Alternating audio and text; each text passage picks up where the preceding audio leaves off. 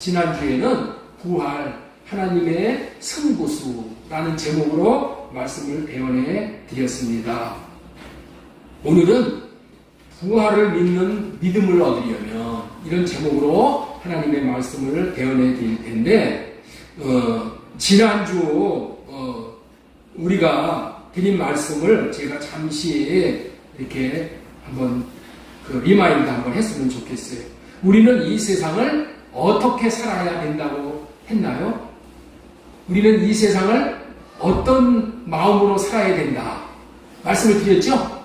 우리는 어떻게 살아야 된다? 힘들어 못 살겠다. 이렇게 사느니 차라리 죽는 게 낫겠다. 라는 내 생각은 할례받고 부활을 바라고 부활을 기대하고 부활을 소망하며 부활을 손꼽고 부활을 붙들고 그렇게 살아가는 말씀을 전해드렸습니다. 왜 그토록 부활이 중요한지 5가지를 말씀을 드렸지요.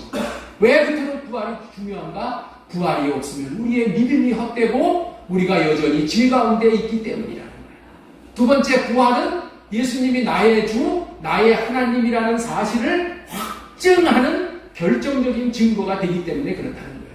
세 번째, 부활은 십자가 사건의 참된 의미와 보혈의 능력을 재조명해 준다.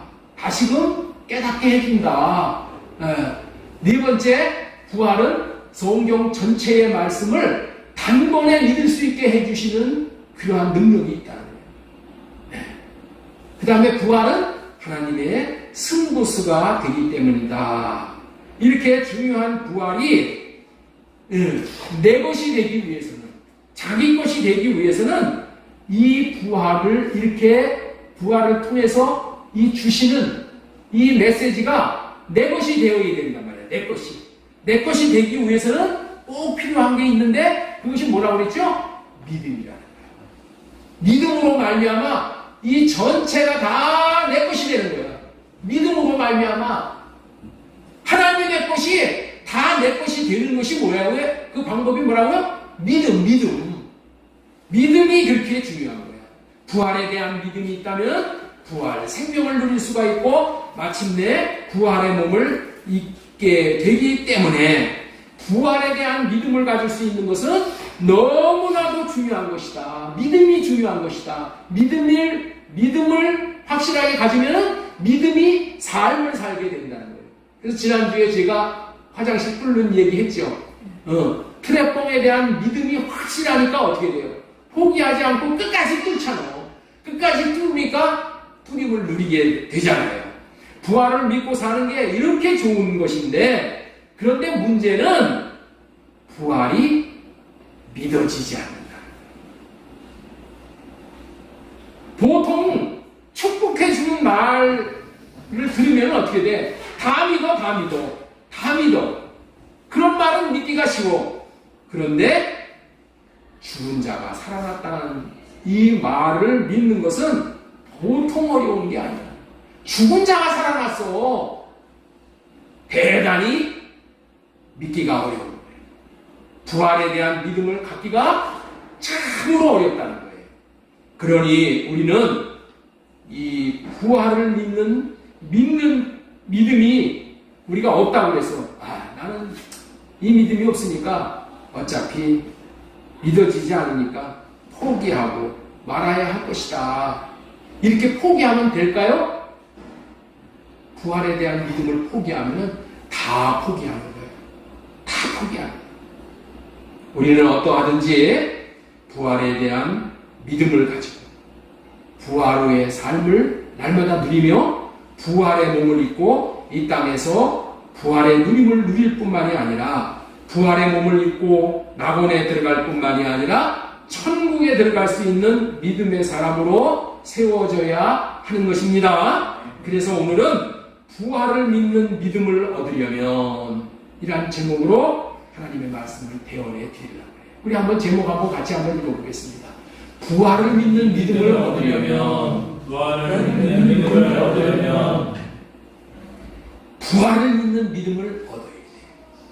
이걸 얻어야 돼요.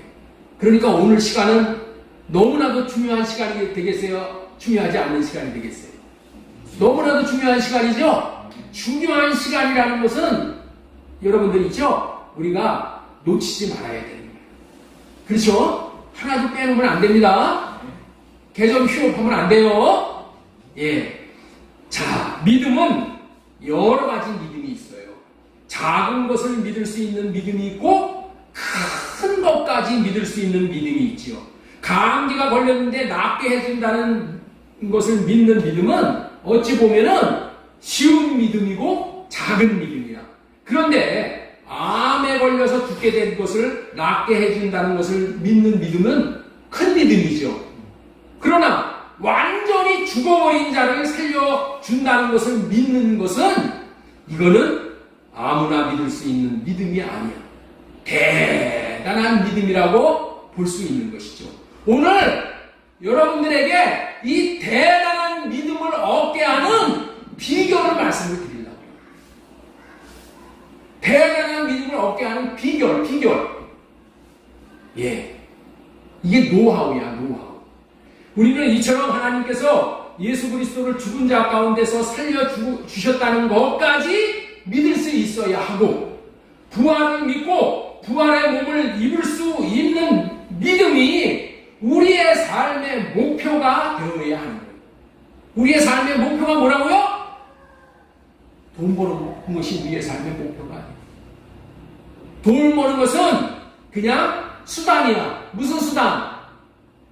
우리가 부활을 믿을 수 있는 믿음에까지 이르게 하기 위해서 돈도 필요하고 차비도 필요하고 일용할 양식도 필요해. 그런 것들은 다 뭐예요?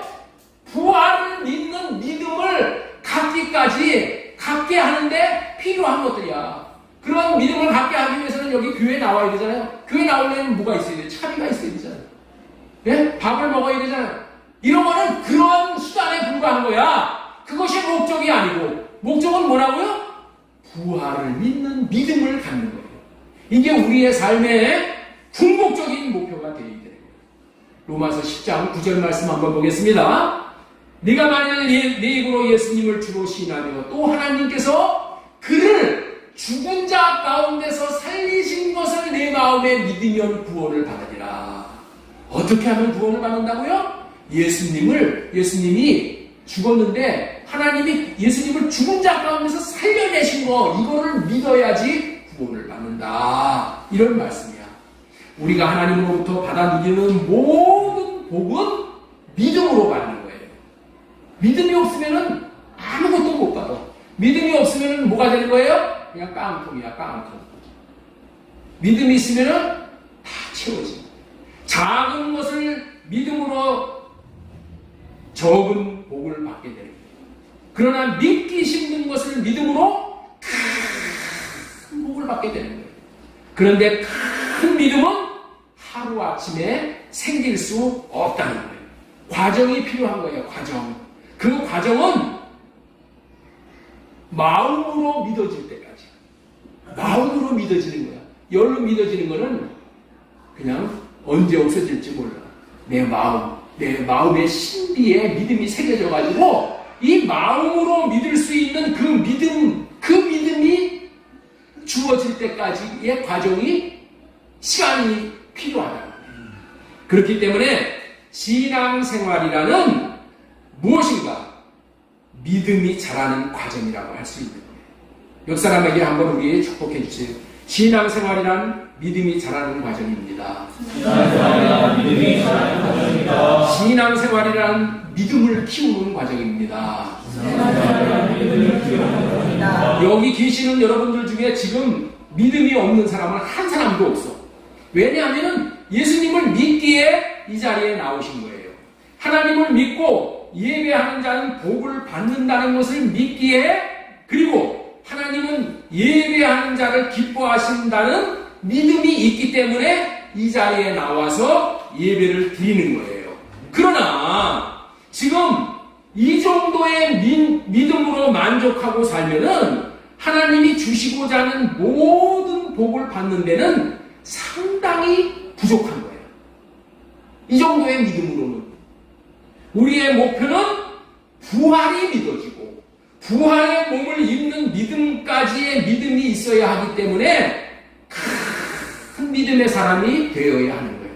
이 믿음이 이삭을 제물로 하나님 앞에 바쳐도 하나님께서 이삭을 부활시켜서 나에게 돌려주실 것이라고 믿은 아브라함의 믿음이야. 우리는 아브라함을 믿음의 조상이라고 여기잖아요. 아브라함은 뭐를 믿었어요? 부활을 믿었다니까.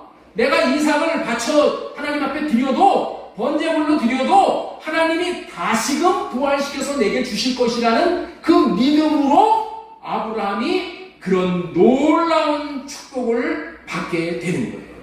그래서 우리도 그 복을 받아야 되는 거야. 그 복을. 아브라함의 믿음에 이르러 아브라함이 받은 복을 받기를 바라는 거예요.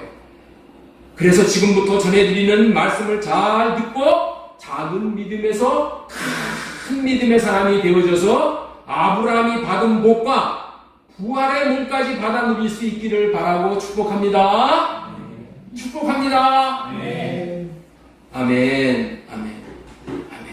그런 의미로 오늘은 부활을 믿는 믿음을 얻으려면 이라는 제목으로 하나님의 말씀을 전해드리고 있는 중입니다. 자, 부활을 믿는 믿음을 얻으려면 첫 번째 전해드리고 싶은 대지 말씀은 뭐냐? 진리 지식을 깨달아 알므로 믿을 수가 있는 거예요. 뭘 믿어요? 부활을 믿을 수가 있는 거예요. 진리 지식을 깨달아 알므로 부활을 믿을 수 있는 거야. 신앙생활은 한마디로 믿음 생활이라고 아까 말씀드렸죠? 믿음 생활을 통해서 믿음이 자라는 거야. 믿음 생활을 통해서 뭐가 자란다고요? 믿음이 자라는 거야. 적은 믿음에서 큰 믿음으로 자라는 거야. 자, 로마서 1장 17절 말씀 보겠습니다. 복음에는 하나님의 의가 나타나서 믿음으로 믿음에 이르게 하나니 기록된 바 오직 의는 믿음으로 말미암아 살리라 한 것 같습니다. 하박국 2장 4절에도 다시 한번 읽겠습니다. 시작. 보라 내 마음은 평안하며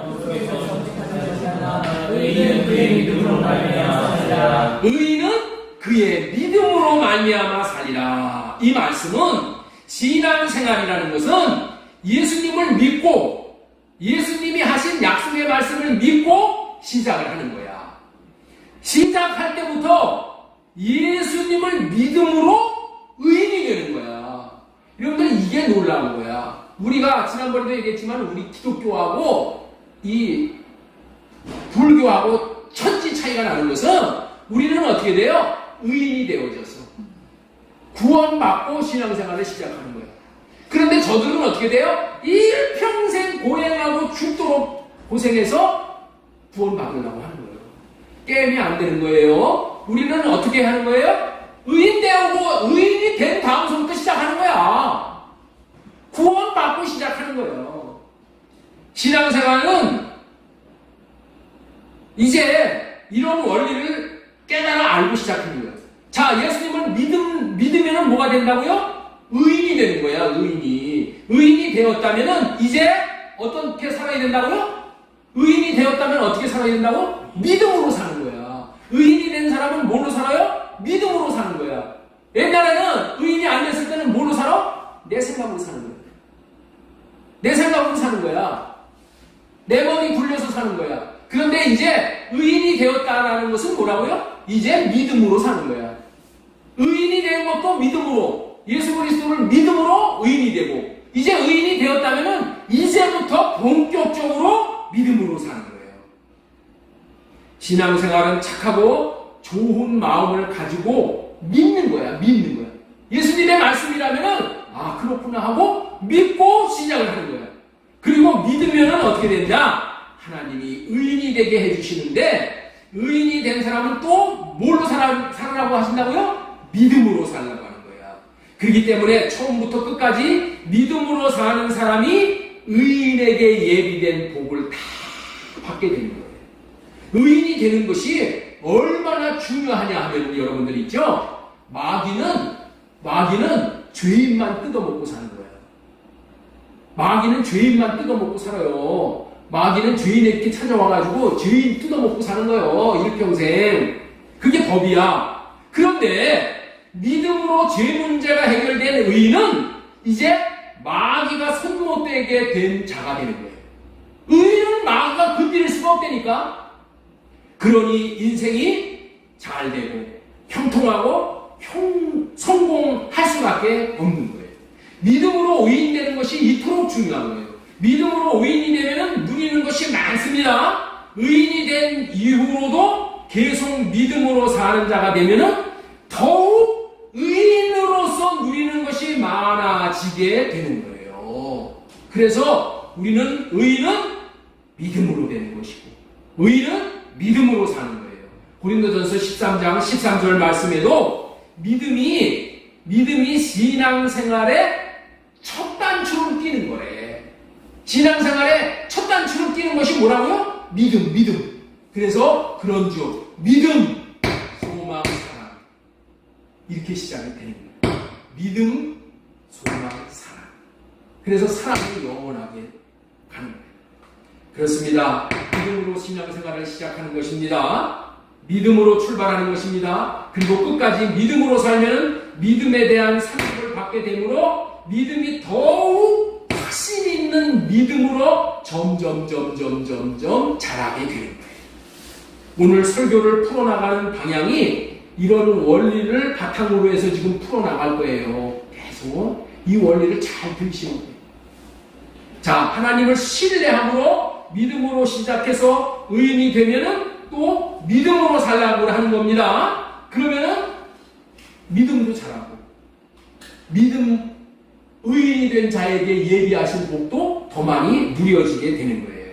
자, 그래서 로마서 1장 17절에 그렇게 말씀하시는 거예요. 오직 의인은 믿음으로 말미암아 살리라 함과 같으니라. 그렇다면은 지금부터는 이런 믿음을 구체적으로 어떠한 과정을 거쳐서 얻게 되어지는가를 말씀드리겠습니다. 이런 믿음이 구체적으로 어떠한 과정을 거쳐서 이렇게 내 믿음이 되는 것이냐, 내 것이 되느냐, 이거를 지금 말씀을 드리려고 하는 거예요. 자, 그것에 대한 말씀을 전해드리려고 하는 그 말씀의 제목이 뭐라고요? 진리 지식을 깨달아 알므로 믿을 수가 있게 되어진다는 거예요. 자, 진리 지식이라는 것은 하나님께로부터 온 것만이 진리 지식이야.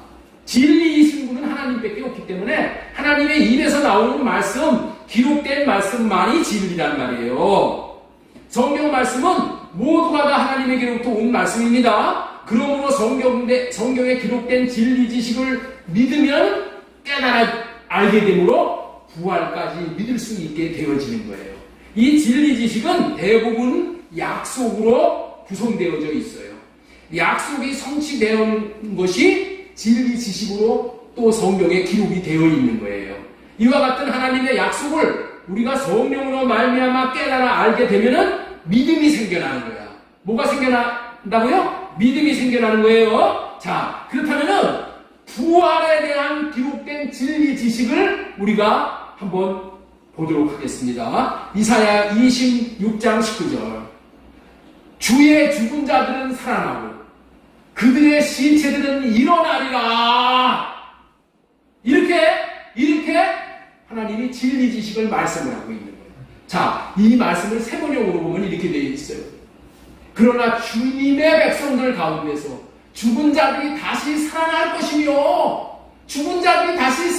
것이며 그들의 시체가 다시 일어날 것입니다. 무덤 속에 잠자는 사람들이 깨어나서 즐겁게 소리칠 것입니다. 주님의 이슬은 생기를 불어넣는 이슬이므로 이슬을 머금은 땅이 오래전에 죽은 사람들을 다 다시 내어놓을 것입니다. 이 말씀을 볼 때 우리는 뭐를 깨닫게 돼요? 죽은 자들이 살아나는 일이 있는 것이구나. 죽은 자들이 살아나는 일이 있다는 것을 우리가 알게 되는 것이죠. 시체들이 살아나서 일어나는 일이 있는 것이구나를 깨달아 알게 된다는 거예요. 호인아, 뭐를 깨닫는다고? 죽은 자들이 일어나는 것을 깨달아 알게 된다는 거야. 인생들에게 있어서 부활은 여러분들 꿈도 못 꾸는 거야. 꿈도 못 꿔. 어떻게 죽은 자들이 살아난다는 것을 꿈꿀 수가 있어요. 그런데 꿈도 못 일어날 수가 없는 거야. 중요한 것을 지금 말씀을 드리는 겁니다. 부활을 꿈도 못 꾸잖아요. 그러면은 부활은 없는 거예요. 요즘 우주 개발이 놀랍게 진보하고 있잖아요. 어마어마하게 우주 개발이 진보하고 있는데 그 이유가 뭐냐? 그 이유가 뭐냐? 어렸을 때 만화에서 본 것들, 만화에서 본 이 공상 만화라고 막 그러죠. 그런데 그 공상 만화를 보고 꿈꾸던 자들이 아주 소수의 꿈을 꾸던 자들이 그것을 실현을 시킨 거야. 실현을 시킨 거야. 그래서 현실이 된 거야. 만화에서 본 것들이 그 꿈이 돼가지고 그것이 뭐가 됐다고요? 현실이 된 거야. 꿈에도 생각 못했는데 이루어지는 일은 없는 거예요. 여러분들 있죠? 송기정 선수가 1936년도에 베들린에서 열린 올림픽 마라톤 경기에서 2시간 29분 19초 2라는 세계 신기록을 기록했어. 그리고 우승을 했어. 몇 시간이라고요? 2시간 29분 19초 2. 그런데 송기정 선수가 이런 기록을 세우기 전까지는 모든 사람들이 그랬다는 거예요. 올림픽 마라톤에서 2시간 30분 때는 그 안으로 들어갈 수 없다라고 그렇게 생각을 하고 살았어요. 왜냐하면 사람은 그렇게 빨리 달릴 수가 없다. 그리고 2시간 30분 때가 마의 벽이라고 생각을 한 거야. 응? 마의 벽이라고 생각을 하고 있었기 때문에 2시간 30분 때는 못 들어간 거야. 그런데 송기정 선수가 2시간 30분 때는 끊어버렸어. 세계 신기록을 내고 나서. 그래서 사람들이 어떻게 되냐? 2시간 30대 벽을 끊을 수 있는 것이다. 나도 통과할 수 있는 것이다. 이런 믿음이 생겨갖고 그 다음서부터 어떻게 됐어요? 꿈이 생겼어. 요즘에는 2시간 1분 대에 이 마라톤 기록이 나오는 거예요.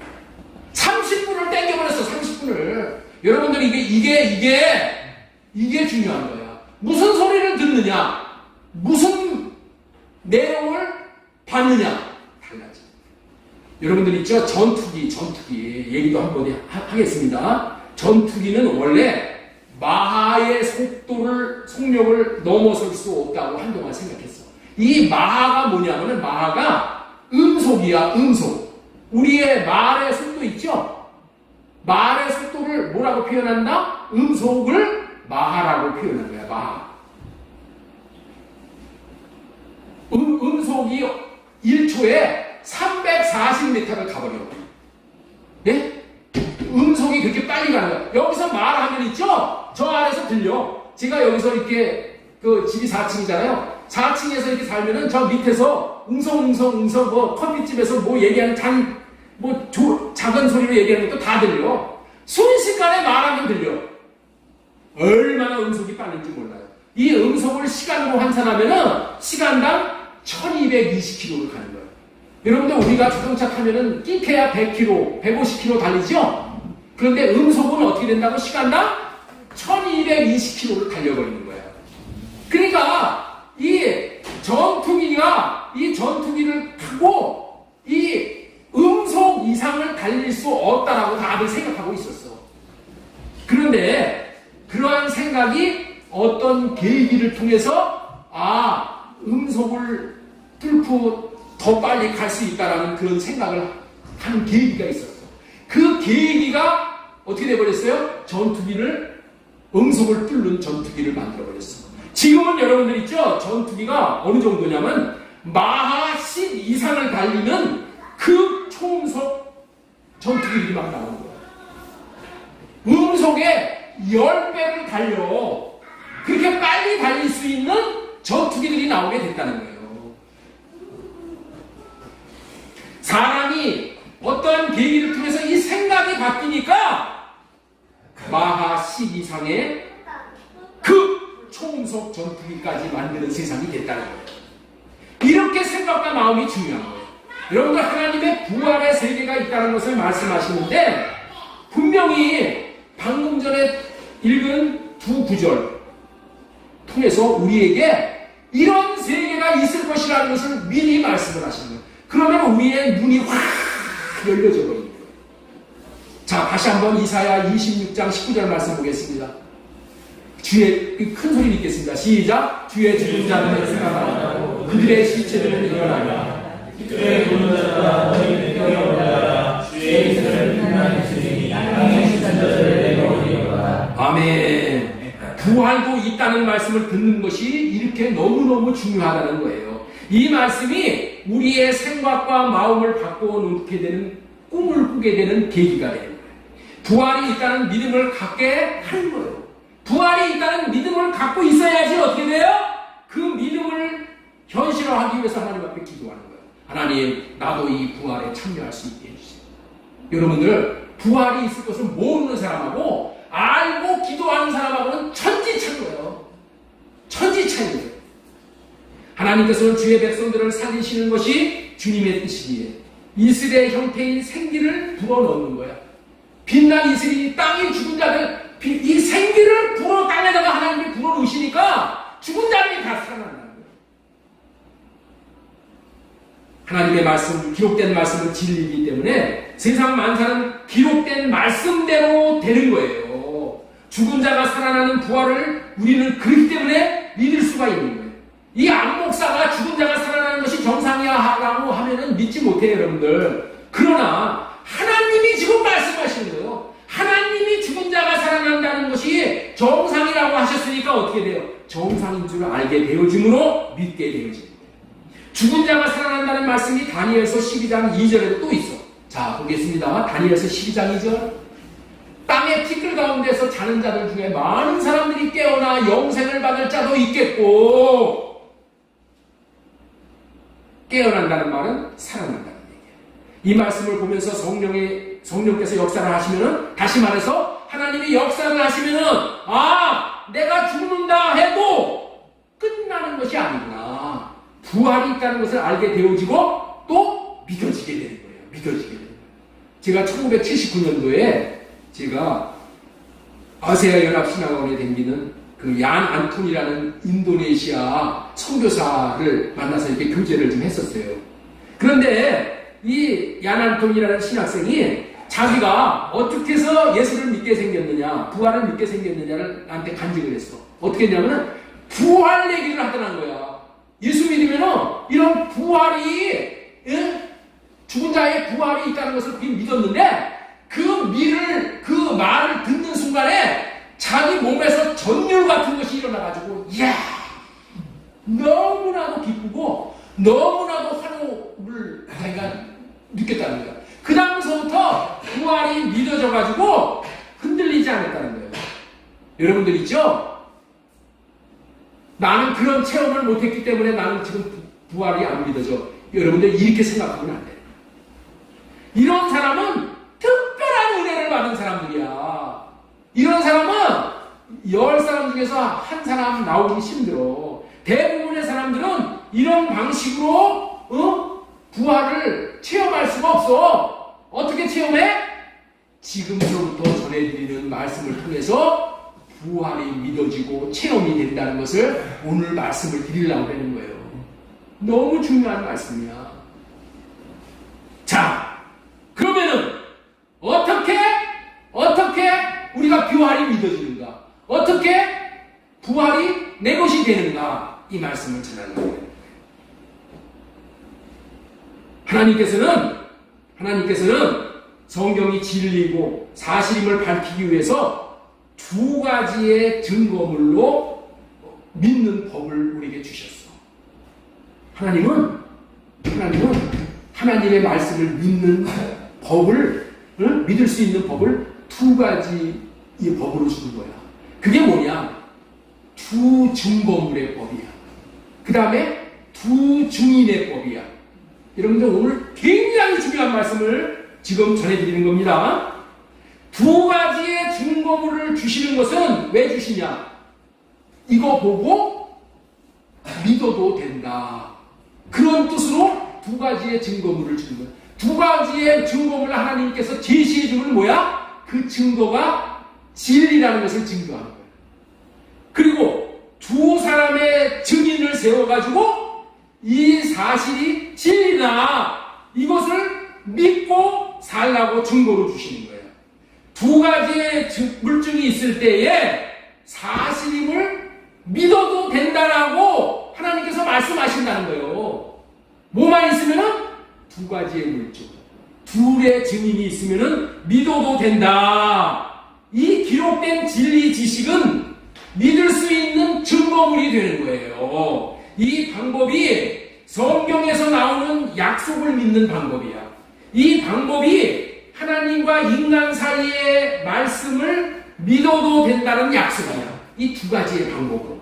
이 두 가지의 증거물이 있으면은 하나님의 말씀을 100% 믿어도 된다라는 의미로 두 가지의 증거물을 주신다는 거야.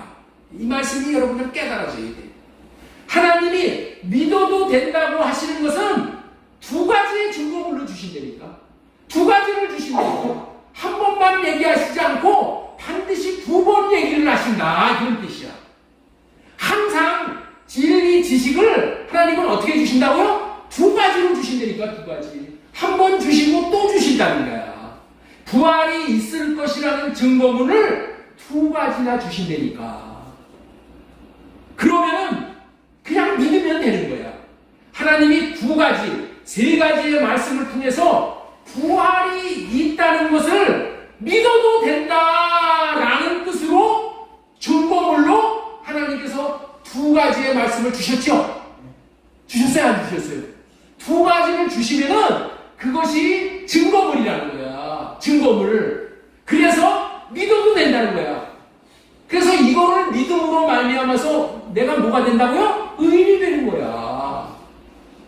이렇게 믿으라고 증거를 주셨는데 이거를 믿고 믿으면은 보이지 않는 부활이 우리 앞에 실물로 나타난다. 실제로 나타난다. 자, 다시 한번 보겠습니다. 이사야 26장 19절 말씀. 주의 죽은 자들은 살아나고 그들의 시체들은 일어나리라. 이렇게 한 가지의 증거물을 주셨죠? 뭘로 주셨어? 진리 지식의 말씀으로 주신 거야. 그 다음에 다니엘서 12장 2절에도 땅의 티끌 가운데서 자는 자들 중에서 많은 사람이 깨어나 영생을 받는 자도 있겠고 하면서 또 한 가지 증거물로 주셨죠? 주셨어? 안 주셨어? 말씀이 우리에게 믿을 수 있는 증거로 두 가지를 주셨다는 거야. 그러면은 이 두 가지를 주셨으니까 우리는 어떻게 돼? 무조건 내가 그냥 믿어도 되겠구나 하고 무조건 믿는 거야. 하나님과 우리 사이의 약속이야. 이게 성경을 읽는 방법이고 하나님의 말씀을 받아들이는 방법은 뭐냐? 하나님이 두 가지를 말씀을 하셨어. 그러면은 뭐냐? 이거 그냥 믿으면은 100% 이루어지는 것이니까 너 네가 믿을 수 있는 증거가 이거다 하고 증거물로 주셨다는 거야. 이 방법으로 성경을 봐야 되는 거예요. 이해가 되시겠죠? 자, 이 두 증인의 법은 이 두 증거물의 법, 이것이 뭐냐? 재판에서 사용하는 그런 법이야. 이 원리는 세상 재판에서도 그대로 이루어지는 거야. 자신이 무죄임을 증거할 때 증거물이 있었을 때만 두 가지 이상의 증거물이 있었으면 어떻게 돼요? 자기가 죄의 문명에서 벗어나는 거예요. 이 두 가지의 증거물이 있으면은 자기가 말하는 것이 진리라는 사실이 입증되는 것이기 때문에 이기는 거야. 근데 증거물이 없어. 그러면 못 이겨. 이렇게 재판을 하는 원리는 어디서 나온 거냐? 성경에서 나오는 원리예요. 하나님은 성경에서 하나님의 말씀이 옳고 반드시 이루어진다는 것을 보증하기 위해서 두 증거물로 두 가지의 증거를 제시해 주는 거예요. 그래서 두 가지의 증거가 내 앞에 딱 나타나면은 이거 100% 믿어도 되는구나. 하나님이 보장하는 거구나. 하나님이 개런티 하는 거구나. 이렇게 믿고 받아들이면 어떻게 된다고요? 믿으면 그게 의인이 되는 거야. 이해가 되셔요? 하나님은 몇 번 얘기하신다고요? 두 번. 그래서 성경에서 예수님도 그렇게 얘기하셔요. 내가 진실로 너희에게 이르노니 내 말을 나 보내신 자를 믿으면 영생을 얻는다고 그랬어. 뭐 했다고요? 내가 진실로 증거를 몇 번 한다고요? 2번 한다고 했어요. 이런 말씀은 여러분들 있죠? 그냥 따지지 말고, 내 생각으로 따지지 말고 그냥 믿어버리고 그냥 먹어버리면 그건 복이 터진다, 그런 얘기예요. 그런데 지금 부활에 대한 증거문을 몇 가지 주셨어? 3가지 주셨잖아. 자, 여러분들은 성경을 이와 같은 원리로 믿으면 되는 것입니다. 이게 성경을 우리가 성경을 받는 방법이야. 이게 지혜로운 방법이 되니까, 이는 또한 우리가 성경을 이런 식으로 읽어야 하는 거예요. 우리는 성경에 대한 진리 지식이 의심이 되면은 어떻게 되냐? 2가지를 주셨느냐 안 주셨느냐를 찾아보면 되는 거예요. 반드시 하나님의 말씀, 구약의 말씀은 그래서 짝이 있다고 하는 거예요. 네? 왜? 증거물로 주시니까.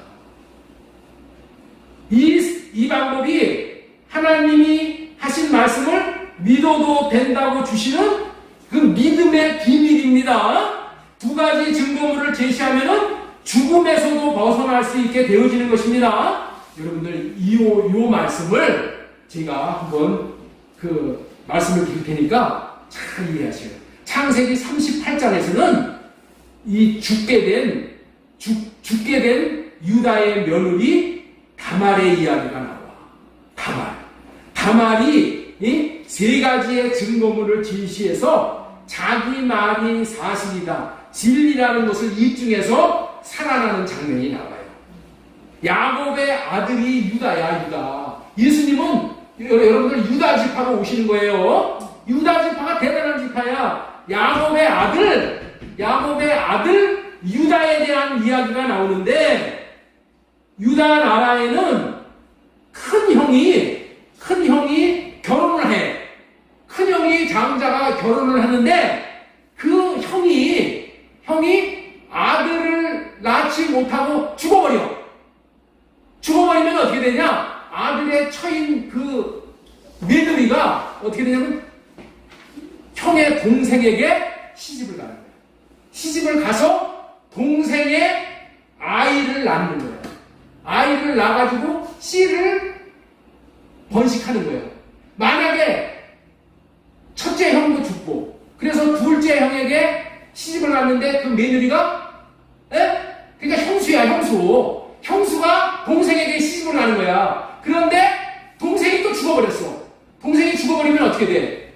아이를 낳고 죽으면 괜찮은데, 아이를 못 낳고 죽으면 어떻게 돼? 또 그 밑에 동생에게 또 시집을 가게 돼 있는 거야. 네? 그런 결혼의 법을 뭐라고 그러냐? 계대결혼이라고 그래. 계대결혼. 그런데 유다의 아들이 죽은 아들의 며느리의 이름이 누구였냐면 다말이야. 다말. 이 다말이 유다의 막내 아들 셀라와 신방을 꾸며야 되는 게 법이야. 셀라에게 이제 며느리가 시집 와가지고 이제 거기서 셀라의 씨를 받는 것이 그게 법이야.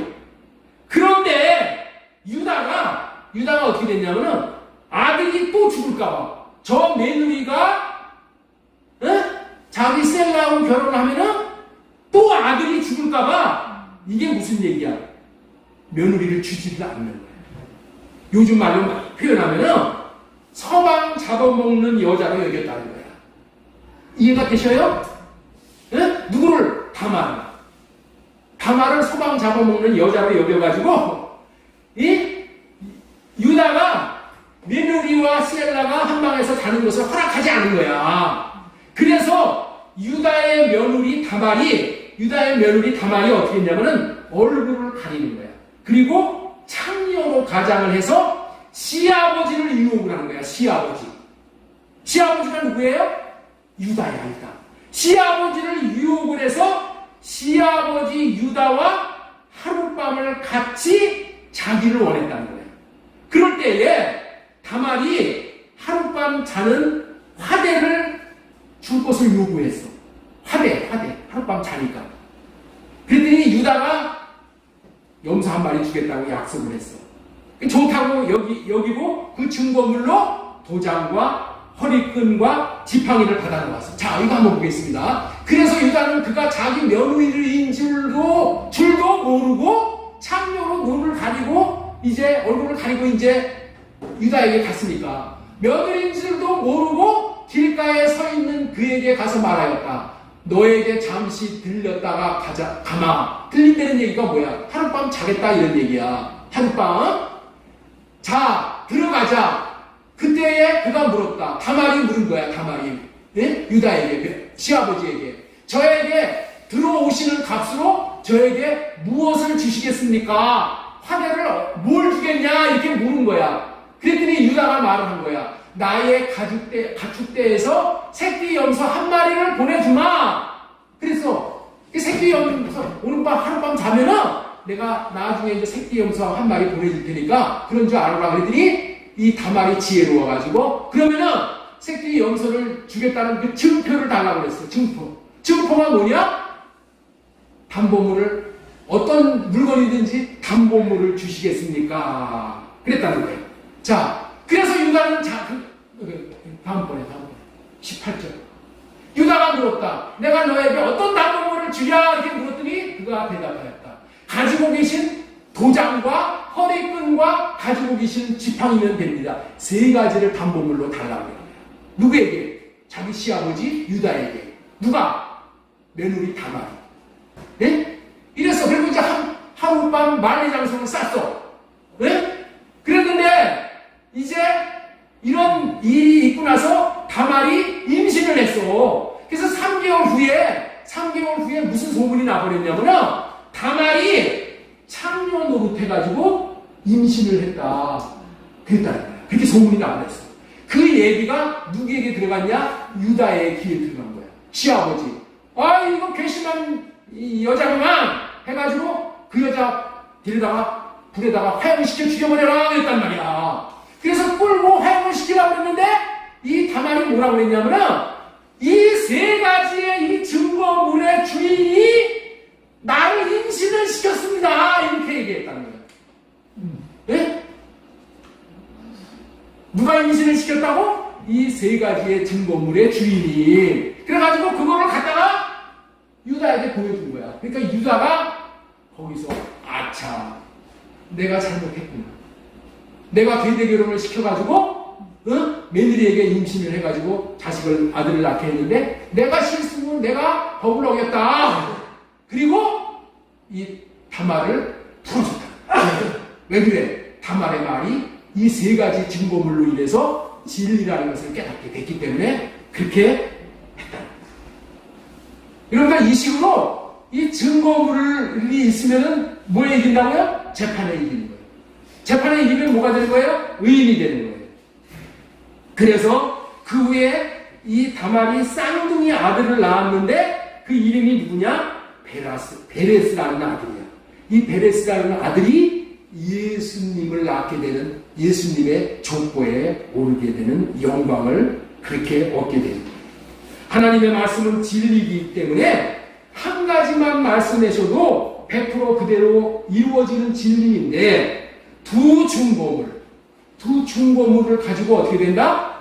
하나님 앞에 나아갈 때 하나님은 반드시 그 약속을 지키신다. 두 사람의 증거물과 두 증인을 세우는 것은 하나님께서 100% 확실하다는 것을 보장하며 확실하게 하는 거예요. 그런데 이 방법이 어떤 방법이냐? 자, 신명기 19장 15절에 근거를 한 거예요. 우리 한번 같이 읽겠습니다. 시작. 한 증인으로만 정할 것이 아니뇨 두 증인의 입으로나 또는 세 증인의 입으로 그 사건을 확장할 것이며 이 원리로 예수님이 전도자를 보낼 때 둘씩 전도대를 보내는 거예요. 자, 마가복음 6장 7절 보겠습니다. 그리고 12제자를 가까이 부르셔서 그들을 둘씩 보내시며 그들에게 악한 귀신을 억누르는 권능을 주셨다. 이렇게 말씀하십니다. 이렇게 전도함으로 전도, 이렇게 두 증인을 보내서 전도한다는 것은 뭐예요? 이 사람들이 전하는 말이 진리다, 진리다 라는 것을 입증을 하나님이 하시는 거예요. 그래서 하나님이 진리라고 입증을 하는 증거물, 두 증인을 받아들이는 사람은 어떻게 돼요? 그건 믿음의 사람이 되어져서 의인이 되는 거예요. 의인이 되는 거예요. 그래서 그런 사람들은 어떻게 된다? 그거를 믿음으로 받아들이면은 예수 믿음으로 말미암아서 복이 넘치는 그런 생애가 되는 거예요. 이렇게 전도함으로 놀라운 결과가 일어나는 거예요. 이 전도 방법이 미련한 것 같지만은 하나님은 이런 방법들을 통해서 이런 증거물을 받아들이고 증인을 받아들이는 것을 통해서 하나님께서는 한 인생을 구원하시기를 원하시는 거예요. 전도의 열매를 맺게 하시어 그 사람에게 뭐를 준다? 믿음을 주는 거예요. 믿음으로 구원하는 거예요. 여러분들 있죠? 자, 이게 중요한 거예요. 우리가 하나님을 믿는 믿음이 생기는 것은 이런 과정을 통해서 믿음이 생기는 거야. 우리는 하나님을 믿는 믿음이 없어. 너무나도 우리는 지혜가 떨어지기 때문에 하나님이 어떠한 분이신지를 우리는 알 수가 없어. 그래가지고 하나님을 믿지 못했기 때문에 하나님의 말씀, 이 부활의 이 믿음도 우리는 가질 수가 없어. 그런데 어떻게 믿음이 생기는가? 어떻게 믿음이 생기는가? 이렇게 해서 믿음이 생기는 거예요. 하나님께서 두 증거물을 보여주시고 또 두 증인을 보여주실 때 이거를 하나님이 약속하신 두 증거물이나 두 증인으로 보내주시는 것은 너희에게 믿으라고 주신 증거라고 그렇게 받아들이고 그거를 받아들이는 거야. 예? 어떻게 받아들인다고요? 우리는 하나님을 믿는 믿음이 없지만은 우리는 하나님을 믿는 믿음이 없지만은 하나님께서 믿으라고 주신 증거물 두 가지, 그 다음에 증인 두 사람을 믿음으로 받아들이면은 하나님께서 그거를 우리의 믿음으로 보신다는 거야. 그러면은 그거를 받아들이면은 어떻게 되냐? 받아들이고 그 믿음으로 살면은 내 삶에서 복이 많이 넘치는 거야. 하나님의 말씀을 순종했기 때문에 복이 막 넘치는 거야. 그래서 그 삶을 통해서 복을 받으면은 그것이 체험이 되는 거야. 그것을 통해서 하나님은 반드시 말씀하시고 이루시는 하나님이구나. 하나님의 말씀을 순종하면은 이렇게 복이 되는구나를 뭘로 체험을 해요? 삶을 통해서 내가 체험을 하게 되는 거예요. 그런 삶을 통해서 체험을 함으로 말미암아서 내 믿음이 점점 자라게 돼요. 어떤 믿음까지 자랄 수 있다고요? 부활을 믿는 믿음까지 자라게 되는 거예요. 이 방법이 하나님께서 우리에게 믿음을 주시는 방법이에요.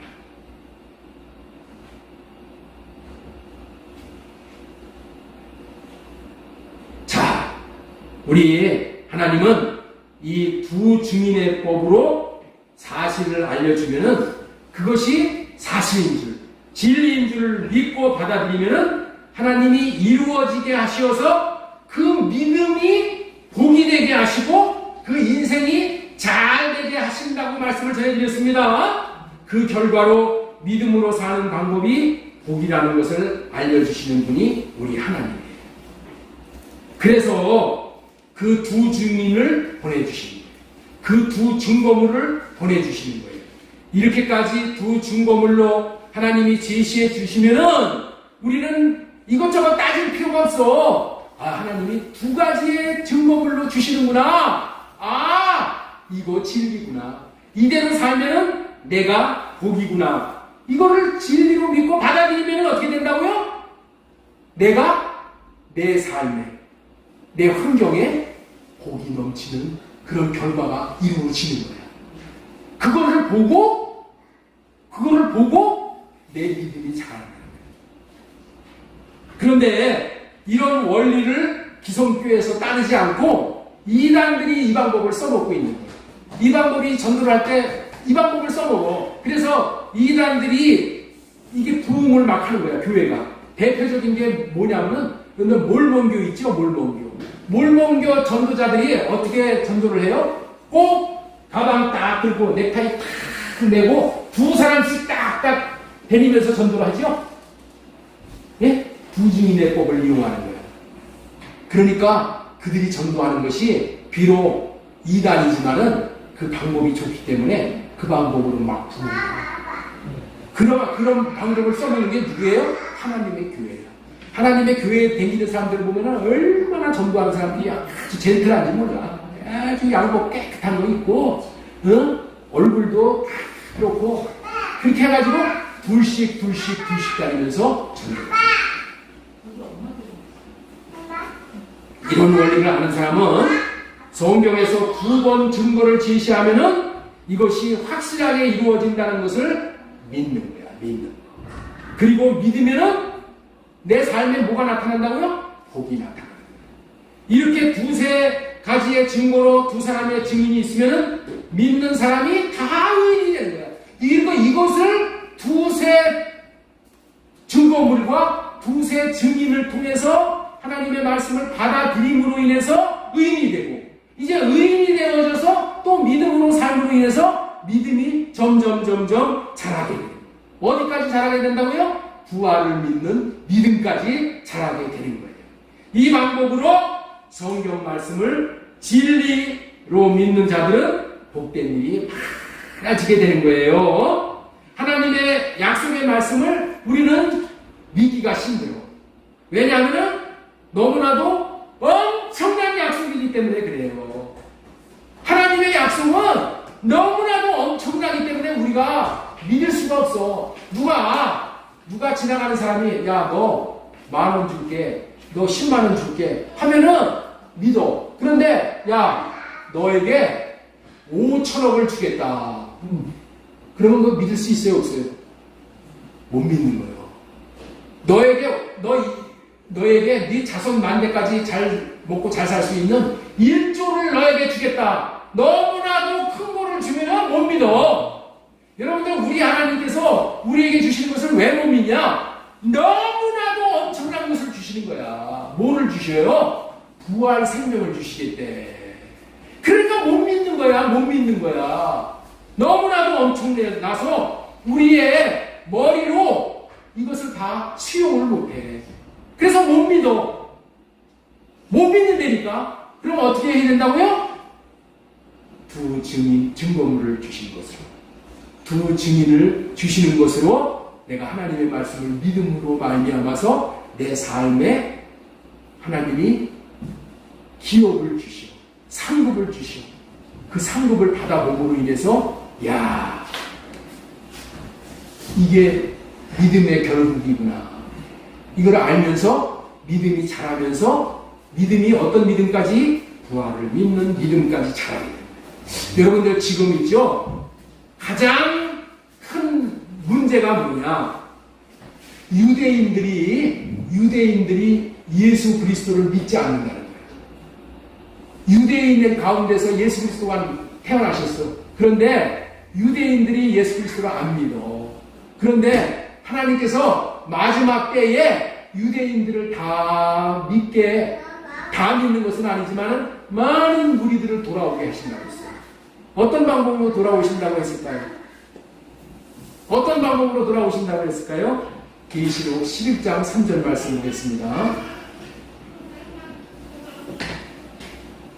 내가 나의 두 주인에게 권세를 주고 그들이 붉은 베옷을 입고 1260일을 예언하리라. 누구를 보내주신다고요? 두 증인이 일어나서 예언을 해. 그러면 유대인들이 이 성경은 두 증인의 법으로 하나님께서 우리에게 복을 주신다는 것을 유대인들이 알고 있어. 두 증거물 주시면은 믿어도 된다. 두 증인이 말하는 것은 믿어도 된다. 이것을 통해서 두 증인이 나타나서 예언하는 말을 듣고 그들이 다 예수 그리스도에게 돌아오는 역사가 일어나는 거예요. 두 증거물법과 두 증인의 법의 위대함을 여러분들 오늘 다 이해하셨죠? 여러분들, 부활은 불가능한 것이 아니라 예언되는 것이고 약속되어져 있는 거예요. 어떻게 믿을 수 있다고요? 성경에서 2번 이상 부활한다는 진리 지식을 우리가 확인한다면 무조건 믿으면 되는 거예요. 2번 이상 그냥 믿으면 되는 거예요. 부활의 세계가 있다는 것을 어떻게 믿어요? 경험을 통해서는 못 믿는 거예요. 그러나 이 두 증인의 법을 통해서 우리가 이것을 믿어야 되는 거예요. 그러면은 이 부활의 놀라운 축복을 내가 삶 가운데서 경험을 하는 거예요. 내 삶이 엉그러지고 망그러지고 그랬을 때도 이 두 증인의 법으로 말미암아 하나님 앞에 믿음으로 나오게 되면 어떻게 돼요?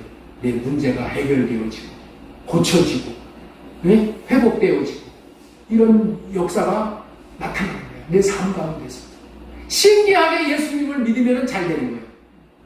신기하게 예수님이 하신 언약의 말씀을 믿으면 잘 되는 거예요. 왜 그렇다고요? 이 두 증인의 법의 원리가 담겨져 있기 때문이에요. 두 제자들을 두 중보물로 제시해서 부활할 것을 가르치시는 내용이 마태복음 16장 21절 말씀 보겠습니다. 16장 21절 고난받고 죽임을 당하고 제3일에 살아나야 할 것을 제자들에게 말씀을 하셨어요. 그 다음에 마태복음 17장 23절에도 죽임을 당하고 제3일에 살아나야 하리니.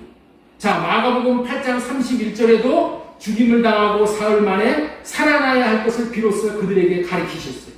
그 다음에 마태복음 20장 19절에도 십자가에 못 박게 할 것이나 제3일에 살아나리라. 두 증인이 아니라 네 증인을 네 증거물을 세워가지고도 이렇게 말씀을 했는데 제자들이 못 믿는 거예요. 못 믿는 거예요. 그러나 이제 마침내는 이 말씀을 다 믿어 그들이 부활의 신앙으로 충만하게 그렇게 세워졌다는 것을 우리는 알 수 있어요. 이와 같이 두 증인의 법에 의해서 우리는 부활이 있을 것이고 부활한 것이 사실이라는 것을 믿으라고 하시는 거예요. 그래서 이것을 믿으면은 우리가 의롭게 되고 이제 의인이 되면은 이제 부활을 믿는 삶을 살아가는 삶을 살아갈 수 있도록 하나님께서 또 도와주시고 또 뭐를 통해서? 내 삶을 통해서 내 주위에 일어나는 환경의 변화를 통해서 이 믿음의 결국이 이렇구나 라는 것을 깨달아짐으로 말미암아 부활까지 믿어지고 이 부활을 이 땅에서도 누리고 영원한 부활에 참여하게 된다는 그런 말씀을 전해드렸습니다. 이제 말씀을 맺도록 하겠습니다. 오늘은 한 가지 말씀 더 전할 것이 있는데 시간이 많이 이제 지났으니까 여기서 마무리 짓고 다음 주에 또 이어서 말씀을 전하도록 하겠습니다. 부활이 믿어지는 믿음에 대해서 이렇게 전한다는 말씀이죠. 하나님이 약속하신 말씀도 두 가지의 증거, 두 증인만 있으면은 믿을 수가 있도록 하시는 것이 하나님의 뜻입니다. 부활도 사실임을 진리임을 입증할 수 있는 것은 두 증거물, 두 증인만 있으면은 넉넉하게 우리가 믿을 수가 있는 거예요.